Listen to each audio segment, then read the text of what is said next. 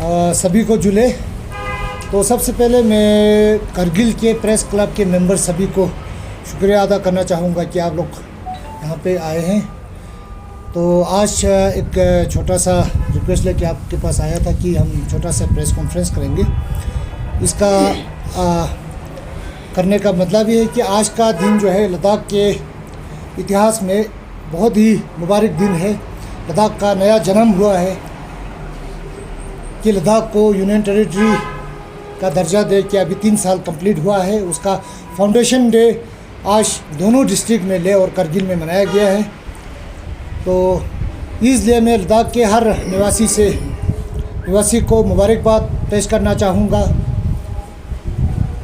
और इस चीज़ के लिए जो लद्दाख को यूटी स्टेटस ग्रांट करने के लिए माननीय प्रधानमंत्री Shri Narendra Modi ji, honourable home minister Amit Shah ji, honourable member parliament Jamyang Shri Namgyal ji, उन सबको मैं धन्यवाद देना चाहूँगा। और ख़ासकर ज़ांस्कर का एक पब्लिक रिप्रेजेंटेटिव होने के नाते सभी को मैं दिल से धन्यवाद देता हूँ।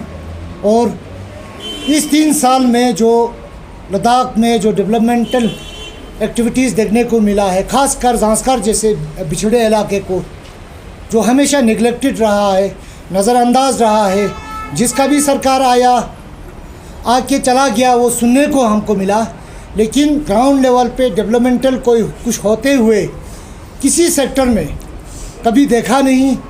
इसलिए यूटी प्रशासन हेडेड बाय हमारा लेफ्टिनेंट गवर्नर आर.के. माथुर जी का मैं दिल से धन्यवाद देना चाहूँगा कि इस 3 साल के कार्य में ज़ांस्कर में एक ट्रांसफॉर्मेशन देखने को मिला है। हर क्षेत्र में education, health, infrastructure, tele connectivity, हर लिहाज से इतना डेवलपमेंट हुआ है कि उनको हम दिल से शुक्रिया अदा करने के सिवाय और कोई लफ्ज़ रहता नहीं है।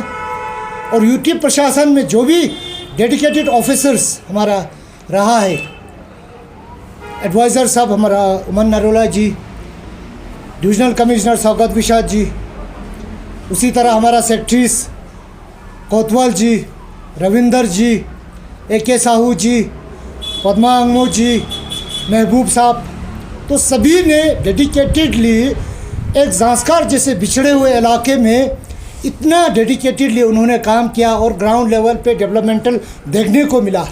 इस चीज़ के लिए आज की इस दिन को मैंने आप सबको धन्यवाद देने के लिए चुना है।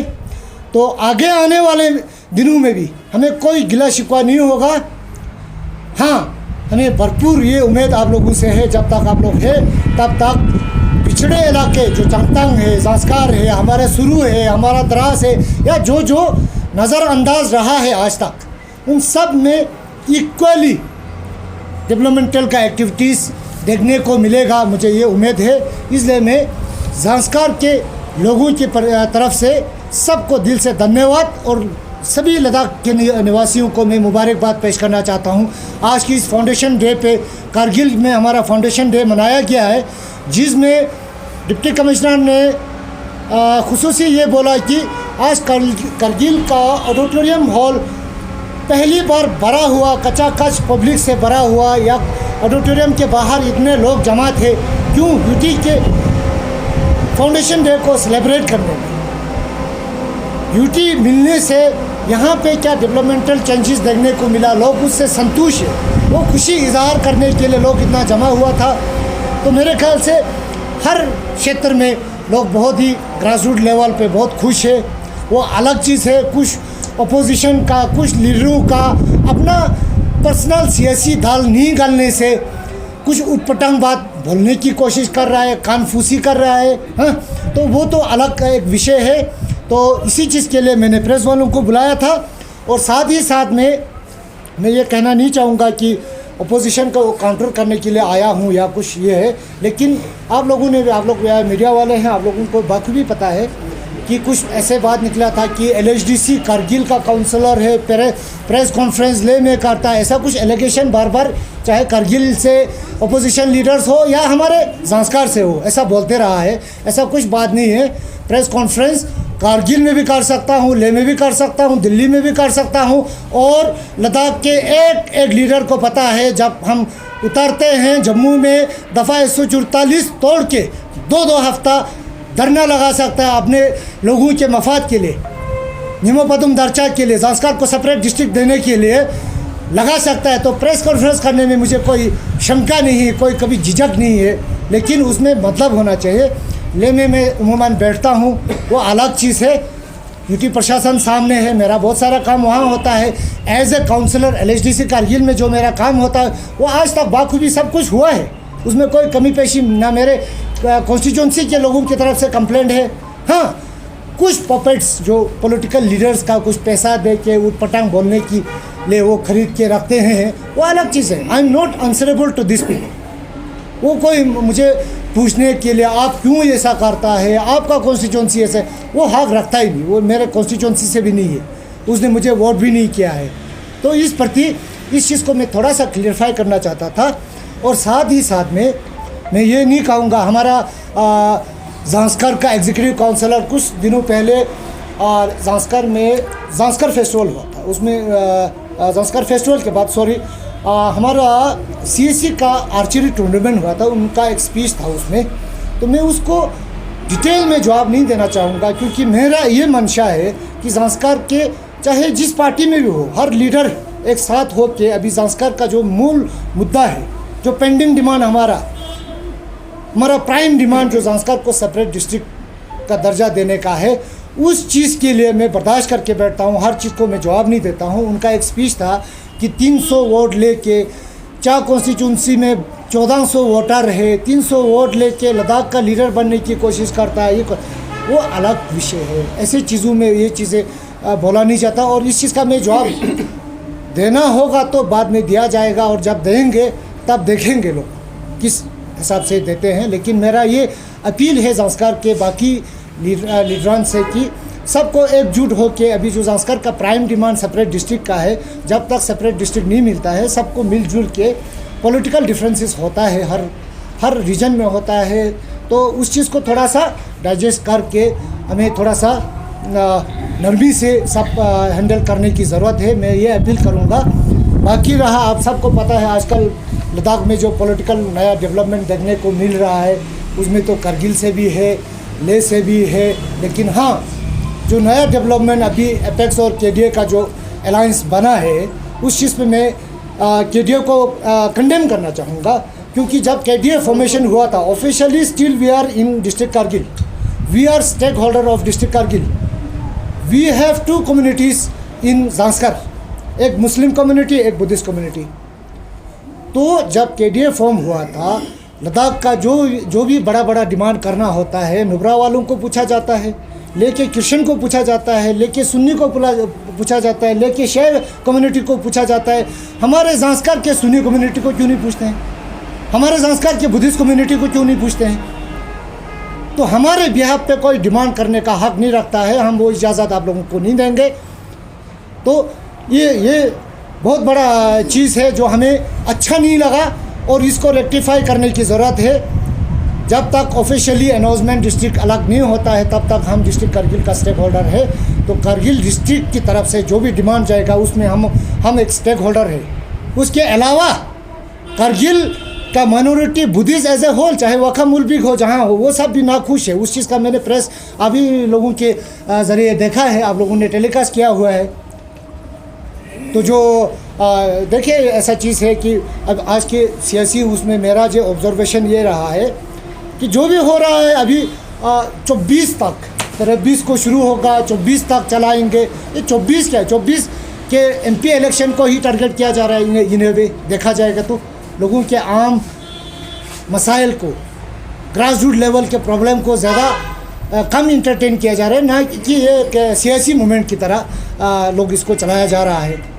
तो इन चीज़ों में थोड़ा सा मैं उजागर करना चाहता था आप लोगों के बीच में। तो जो यूटी के ख़िलाफ़ कानाफूसी करके यूटी से ये हो गया, यूटी से वो, हम तो बड़ा खुश है, हमारे लोग खुश है। आज जब कारगिल में यूटी फाउंडेशन का डे सेलिब्रेट हुआ, मैं देख रहा था लोगों के चेहरे पे चेहरा कितना खिला हुआ था, कितना खुश है। वो अलग चीज़ है, 2-4 पॉलिटिकल लीडर्स का अपना दाल ना गलने की वजह से या उनको कश्मीर से कुछ मिलता होगा या कुछ होता होगा। Otherwise as a party wise अगर मैं देखा जाए तो जो भी बोल रहा है, अभी कांग्रेस वाले बोल रहे हैं, लेह में भी बोल रहे हैं या करगिल में बोल रहे हैं, ज़्यादातर तो कांग्रेस वाला है। कांग्रेस वाला मैं अपने इलाके के बारे में बोलेगा तो हमेशा संस्कार को निगलेक्ट किया। कौन सा चीज़ किया कि संस्कार वालों के लिए जिसकी वजह से हम उनका ये करेंगे। National Conference as a political party एक डिस्क्रिमिनेटिंग एटीट्यूड हमेशा लेके चला है, तो वो इम्प्लीमेंट भी किया है। जब उनका सरकार चलता था, देखिए लद्दाख में दो असेंबली कॉन्स्टिट्यूंसी 1989 की, जब मैं बात कर रहा हूँ 89 की बात कर रहा हूँ मैं, लद्दाख में 2 कॉन्स्टिट्यूंसीज नया डिक्लेयर हुआ था, नुब्रा और ज़ांस्कर। नेशनल कॉन्फ्रेंस के डिस्क्रिमिनेटिंग एटीट्यूड की वजह से ज़ांस्कर को शुरू वाली पूरा उसमें इंक्लूड कर दिया। ज़ांस्कर से आज तक कोई एमएलए नहीं बना, कोई मंत्री नहीं बना। ये क्यों हुआ? ये ज़ांस्कर वालों को सोचना है। जो नेशनल कॉन्फ्रेंस का सपोर्टर बन के फील्ड में चल रहा है, उनको सोचना है किस पार्टी ने उनको धोखा दिया, उनके दादे को, उनके बाप को धोखा दिया है। हमारे ज़ांस्कर में एक प्रभाव है, हम उस चीज़ को ये करते हैं, एक लोकल हम ये बोलते हैं।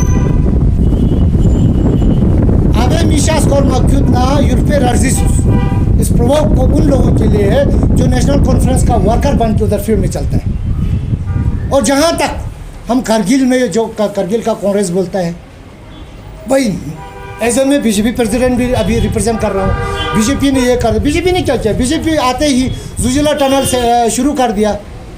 अभी आप सब ने सुना है, आज का जुजिला टनल का रिपोर्ट ऑफिशियली डिप्टी कमिश्नर के मुंह से सुना है। करीब 5 किलोमीटर इसी साल खोद दिया। मैं ये बोलता हूँ, अगर करगिल का कांग्रेस का लीडर करबलाई साहब है, मैं जानता हूँ उनको। 94-95 में जब हम डीसी ऑफिस में कोई दिल्ली से मंत्री आता था तो हम साथ मिला करते थे। मैं चादर रोड के लिए जाता था, जनाब करबलाई साहब हमारा जुजिला टनल के लिए जाते थे। तो भाई साहब क्यों नहीं बना आपका टनल? आपका ही सरकार चल रहा था। जम्मू कश्मीर में भी आपका सरकार, दिल्ली में भी आपका सरकार, और खुद भी एमएलए, खुद सीएसी, क्यों नहीं बना? आज बीजेपी को कोसने का क्या, इसका क्या वजह क्या है? तो मेरा ये भी कहना है कि करगिल के लोगों को भी गुमराह किया जाता है, खासकर कांग्रेस पार्टी के नाम पे चलाया जा रहा है, लेकिन उस पार्टी के साथ खुद लोग भी वफादार नहीं है। करगिल के कांग्रेस के लीडर कांग्रेस के साथ गद्दारी कर रहा है, करते आया है। वो ऑफिशियली मैं बता दूं आप लोगों को, 2014 के पार्लियामेंट्री इलेक्शन में देखो, नेशनल प्रेसिडेंट कांग्रेस मैंडेट लिख के देता है सिग्नेचर के साथ, उसको नकारते हैं, अपना खुद का कैंडिडेट खड़ा करता है, नकार गद्दारी। 2019 का एमपी इलेक्शन आता है, हाँ भाई साहब कांग्रेस का मैंडेट के खिलाफ खुद उठता है, फिर कैसे कांग्रेसी हो गया? तो मेरा ये कहना है करगिल के निवासियों से भी, तो हम सबको मिल के इलाके के लोगों के मफाद में डेवलपमेंट के लिए सोचना है, ना कि 2-4 पॉलिटिकल लीडर्स का जब दाल नहीं गलता है तो लोगों को उकसाता है, प्रोवोकेट करता है। ऐसी चीज़ों में नहीं जाना चाहिए, ये मेरा मानना है। इसी तरह अभी खासकर अभी जो भी मूवमेंट चल रहा है, वो तो मैं एक्टिविटीज़ ज़्यादातर लेह में देखता हूँ। मेंबर पार्लियामेंट ने ये कर दिया, मेंबर पार्लियामेंट ने वो, मैं अभी करगिल से बोल रहा हूँ भाई साहब। मैं पिछले टाइम एमपी साहब के साथ हमारा चुपांगबर में गया था, बरसों नाले में। वहाँ के लोग बोल रहा था, आप पहला एमपी है जो हमारे गांव में आया है, हमें टावर चाहिए, हमें सड़क चाहिए। वहाँ से चलो, वहाँ तक तो पैदल गया था, वहाँ से हम फिर नीचे आया, फिर गाड़ी में आया। करसे चंबा के सामने हमारा एक सरपंच बोल रहा था, जनाब कोई एमपी आज तक हमारे गांव में दौरे पे नहीं आया। मैं हैरान होता हूँ, यहाँ से 40 किलोमीटर आप सबको पता है, बाज़ाब्ता रोड है। करगिल से भी एमपी कितने गया हमारे, काफ़ी बार करगिल से भी एमपी बन के गया। तो बोलने का मतलब ये है कि ये एमपी हर जगह दौड़ रहे हैं। चांगतांग के उस गांव में जा रहे हैं, ज़ांस्कर में 12 घंटा 2-2 दिन चल के एक गांव में जहाँ कोई एमपी नहीं पहुँचा, सुरू वैली में ऐसे जगह पे जा रहे हैं जहाँ कोई एमपी नहीं पहुँचा, उसी को ही अभी गाली मारा जा रहा है। वो he is the most capable MP Ladakh से आज तक का जो निकला है। He is vocalist, he is energetic, he is sincere towards his duty. तो इस चीज़ को लोगों को समझने की ज़रूरत है।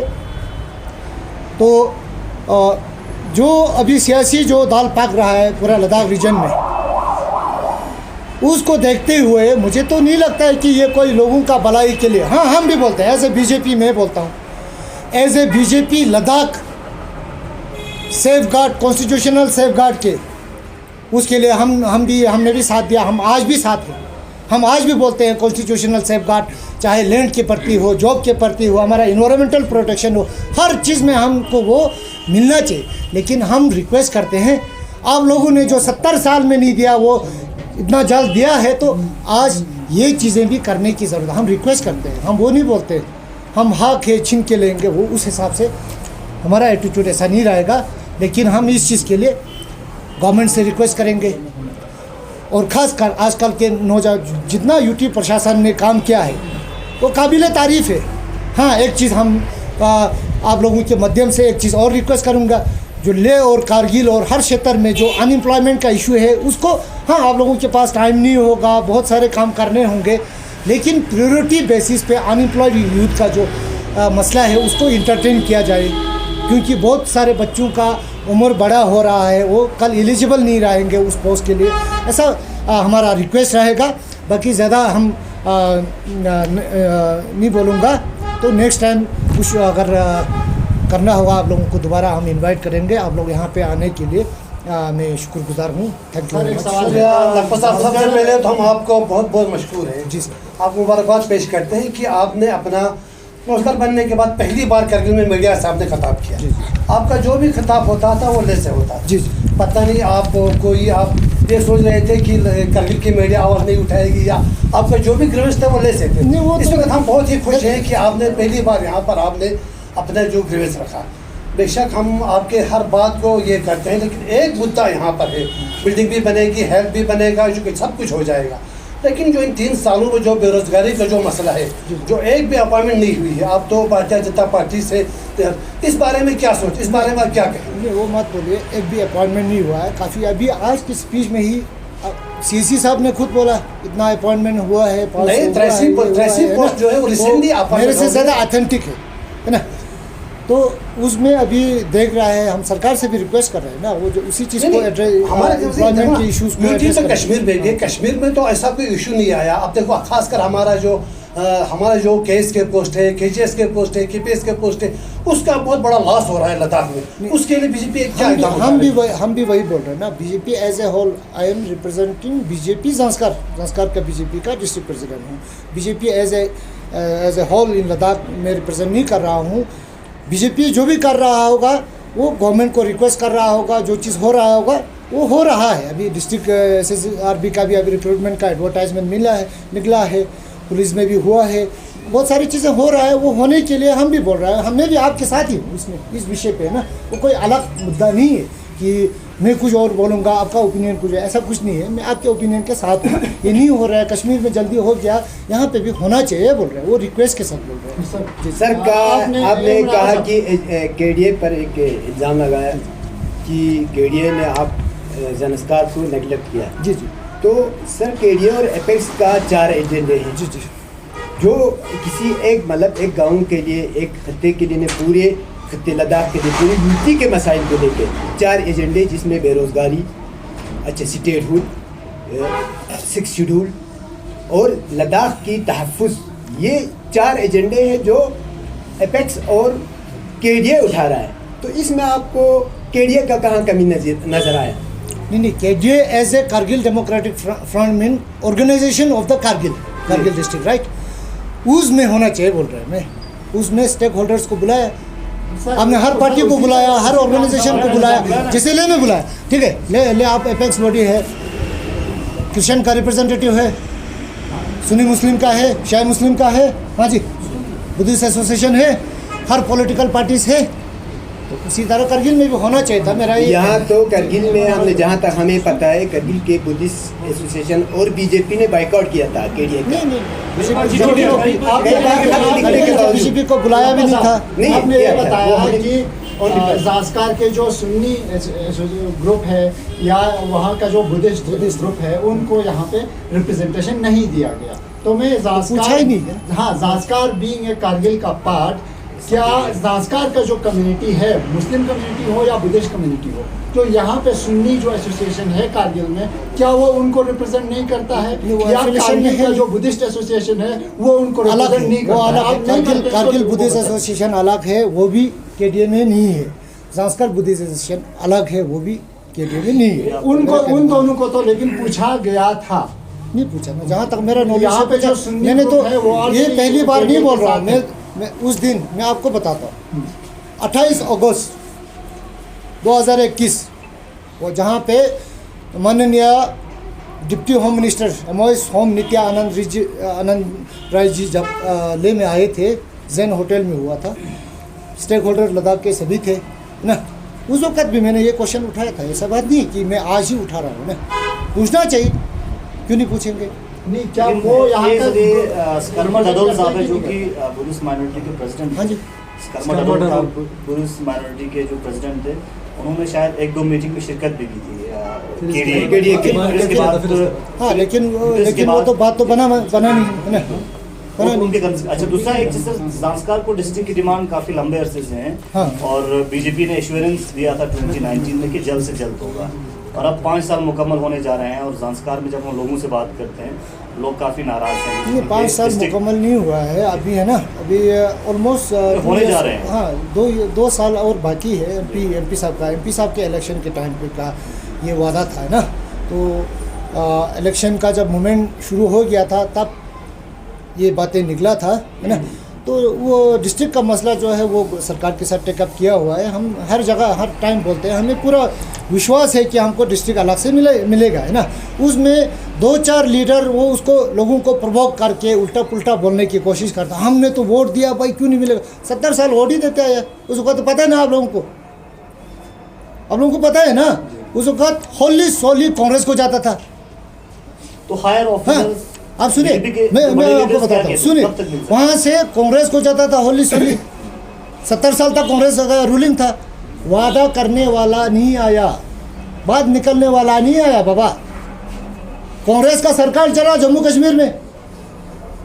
हमारे करगिल से एमएलए कौन था? करबलाई साहब। हमारे शुरू के लिए क्यों नहीं बोला? अगर ज़ास्कर के लिए नहीं बोलना होता तो 8 डिस्ट्रिक्ट बनाया जम्मू कश्मीर में, क्यों नहीं बोला भाई? हम लोग डिजर्व नहीं करते शुरू वाले क्या?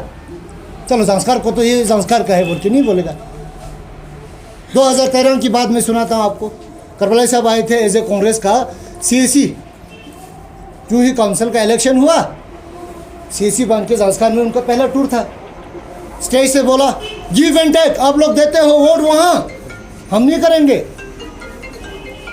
नहीं करना था तो शुरू के लिए तो कम से कम करता है ना। और अब तो वोट भी दिया है सब लोगों ने, तो कब तक एक्सपेक्टेशन?